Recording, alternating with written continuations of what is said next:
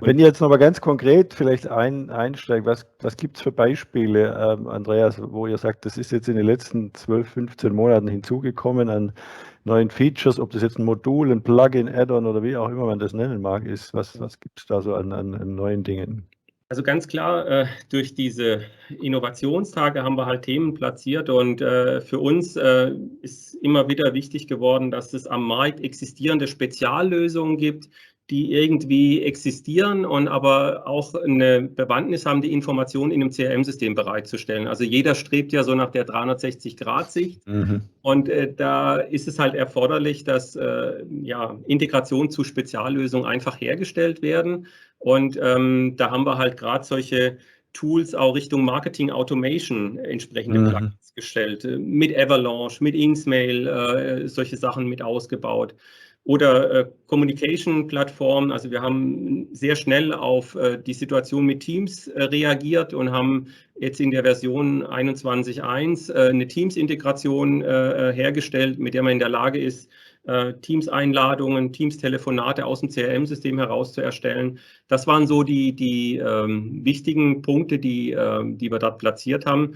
Und im Bereich der Energiewirtschaft fokussieren wir uns im Moment so eher auf die Kundenservice-Prozesse, das B2C-Geschäft. Und in dem Zusammenhang haben wir ein eigenes Modul entwickelt, um ein Online-Umfrageszenario oder ein Umfragemodul halt entsprechend mit abzubilden und da so ein Stück weit von Insellösungen wegzukommen, dass man halt sagt, okay, ich kann eine Kundenumfrage aus dem CRM-System mit dem eigenen Umfragemodul starten und die Ergebnisse fließen idealerweise auch gleich wieder ins CRM-System zurück. Also das sind so wesentliche Beispiele, die jetzt für unsere Anwender im täglichen Geschäft dann einen Nutzen stiften. Wir haben noch ein Modul, was interessant ist, das Cursor Test Studio, wenn es darum geht, automatisierte CRM-Prozess- und Funktionstests durchzuführen. Das ist etwas, was wir auch gemeinsam mit einem Kunden entsprechend nochmal geschärft haben. Und das Modul bringt natürlich einen echten Mehrwert, weil wer testet schon gern? Also, ich weiß nicht, wie es euch geht, aber also ich bin nicht so der Tester, muss ich ehrlich zugeben. Ja, ich bin so aufgewachsen, um das einfach mal reinzuschreien. Ich habe 1990 meinen ersten Lebensabschnitt bei Yves Rocher im Berufsleben gehabt und da bin ich quasi erzogen worden nach dem Motto testen, testen, testen. Okay. Insofern habe ich da wirklich das mit der Muttermilch bekommen. Aber gut, heute soll es nicht um mich gehen. Markus, was ist bei euch das Highlight der letzten 12, 13, 15 Monate? Ja, 12, 13, 14, 15, also jetzt richtig aus. Also fällt mir tatsächlich schwer manchmal. Ich versuche mal so mein persönliches Highlight irgendwie rauszupicken. Ich fand es aber ganz spannend. Andreas, du hast auch Namen genannt, Beispiele mit Umfragen, mit Marketing Automation, die bei uns tatsächlich auch schon länger da sind, die natürlich letztes Jahr eine Dynamik hier bekommen haben nochmal. Also Fragebögen, Veranstaltungen, in dem Fall dann online wiederum, also Feedback dann auch aufzunehmen. Aber auch das Thema Marketing Automation oder Mailings allgemein, das sind Themen, die haben wir schon. Da ging es darum, Kunden zu unterstützen, das bestmöglich einzusetzen. Für uns ein ganz großes Thema oder ein Thema natürlich Microsoft Teams. Klar, haben wir schon gesagt. Ich glaube, das können wir abhaken. Das ist wichtig. Aber auch andere, wenn da Bedarf ist, dass man das mit diesen offenen Schnittstellen, die wir einfach mitbringen, gemeinsam mit unseren Partnern anbinden kann. Das sind so die Aspekte. Aber Unternehmensdossier, hast du gesagt, das ist für mich eins der Highlights, weil ich einfach zum Beispiel hier bei uns im System auf Cursor gehen kann, sehe ich die Verflechtungen, verbundene Unternehmen, ich sehe Gesellschaftsstrukturen, ich kann die Jahresabschlüsse und viele, viele mehr Kennzahlen erkennen und dann natürlich mit Zusatzdienst noch weitergehen. Das ist für mich etwas, wo ich zur Identifizierung der Situation, der Potenziale, aber auch das Netzwerkpotenzial super nutzen kann. Und das haben wir so eingeführt in unserer Lösung, dass man da pro Anwender einen Monat verschiedene Abrufe kostenfrei haben und dann mit einem kleinen Obolus, wenn es dann richtig viel wird. Und ja, also das andere ist natürlich auch, bin immer noch total gerne unterwegs, also ich teste dann gern Autofahren, Zugfahren, Gastronomie, die mobilen Lösungen, ich kann von überall arbeiten, Webzugriff, mobiler Zugriff, das sind so Themen, die wir da mitbringen und da brauche ich Unterstützung und da haben wir unsere digitale Assistenten deutlich ausgebaut nochmal, wo wir auch sagen, wir sprechen hier ja auch so langsam über AIA, also Augmented Intelligence Assistenten. Und das sind so Aspekte, die ich einfach wirklich sage, das hilft dem Anwender, das Mailing-Assistent, das hilft dem Anwender, die Verkaufschance, das Buying Center und all diese Themen, die gehören für mich dazu. Und in meiner Rolle bin ich ein Fan von Cockpits, Visualisierung von den ganzen Themen. Wie sieht es im Service aus? Wie sieht es im Vertrieb aus? Wie sieht es beim Projekteteam aus? Das sind so Themen, die ich habe. Und von daher ist es so ein ganzer Blumenstrauß davon. Und das Schöne daran ist, was ich immer wieder sehe, dass jeder Kunde ja anders ist.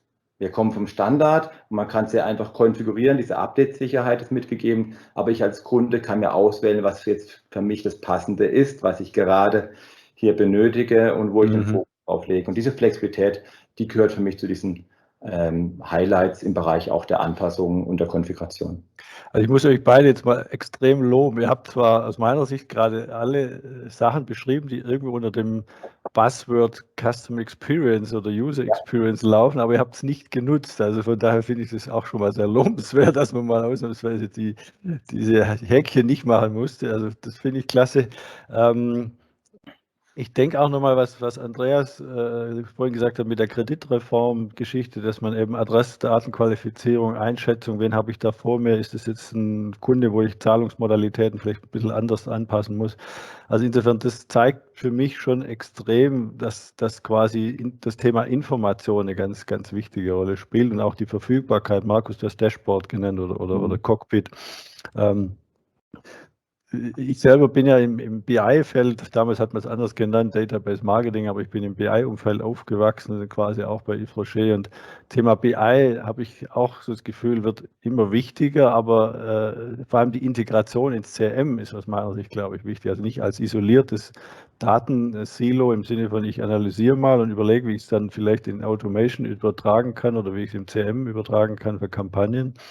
Wie ist da bei euch im Moment die Fragestellung gelöst? Wie kann man BI auf Cursor oder wie kann man BI auf CAS integrieren? Andreas, willst du zuerst? Also, mach du, Markus. Ich glaube, also dann lege ich mal kurz vor. Also ich finde das Thema BI sehr spannend. Also es ist auch eine Überschrift, die wie bei Marketing Automation von bis geht. Also was wir standardmäßig mitbringen, sind typische Reports und Cockpits und Dashboards. Ja, das ist etwas, ich kann meine Ad-Hoc-Auswertung machen. Ich kann auch schauen, wie war es in der Vergangenheit, wo sind meine Prognosen und das auf Knopfdruck. Und das hilft den Unternehmen, gerade im Mittelstand, extrem weiter, so dieses Bild zu haben und auch zu wissen, wo gehe ich jetzt ran.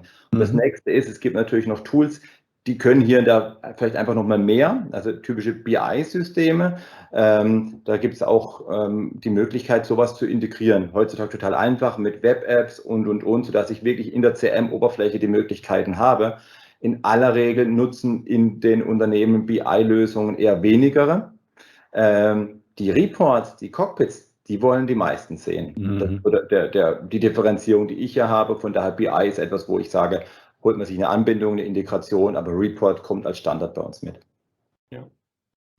Also von der Cursor-Seite her kann ich da nur sagen, bin ich sehr nah bei Markus und CRS, weil wir eine ähnliche Vorgehensweise haben. Also zum einen, ich würde immer unterscheiden, was das Thema Reporting angeht und BI angeht, gibt es zwei Aspekte. Das eine ist tatsächlich für den Anwender den Fokus zu haben und da arbeiten wir eben genau mit diesen standardisierten Dashboards, die benutzergruppenspezifisch ausgelegt sind, die dann aber immer noch so ein Stück weit individualisiert werden können, die dann wirklich den Anwender in seinem Tagesgeschäft unterstützen, hinsichtlich der Kennzahlen-Reportings, die er benötigt, um da optimiert arbeiten zu können. Und der zweite Aspekt ist dann halt, wenn es darum geht, sagen wir mal jetzt unterschiedliche Datentöpfe halt auszuwerten, weil unsere Dashboards primär erstmal darauf abzielen, die CRM-System vorhandenen Daten auszuwerten. Wenn man aber mehrere Datentöpfe halt anzapfen muss, dann kommt meistens ein BI zum Einsatz. Und da stellen wir natürlich auch die Informationen über die entsprechenden Schnittstellentechnologien zur Verfügung. Und man hat aber dennoch die Möglichkeit, auch im CRM-System über die Funktionalitäten WebView-Technologie Dashboards aus BI im CRM anzuzeigen. Also der Anwender muss unbedingt die Applikation wechseln. Wie gesagt, es sind nur zwei unterschiedliche Anwendungsbereiche. Wie gesagt, der klassische CRM-Anwender oder die Anwenderin, die dann halt Dashboards für ihr Tagesgeschäft nutzt und diejenigen, die dann halt wirklich in die Analyse-Thematik einsteigen und dann mehr rausholen wollen. Und da haben wir eben den Ansatz Standards. Wenn der Standard nicht reicht, integrieren wir.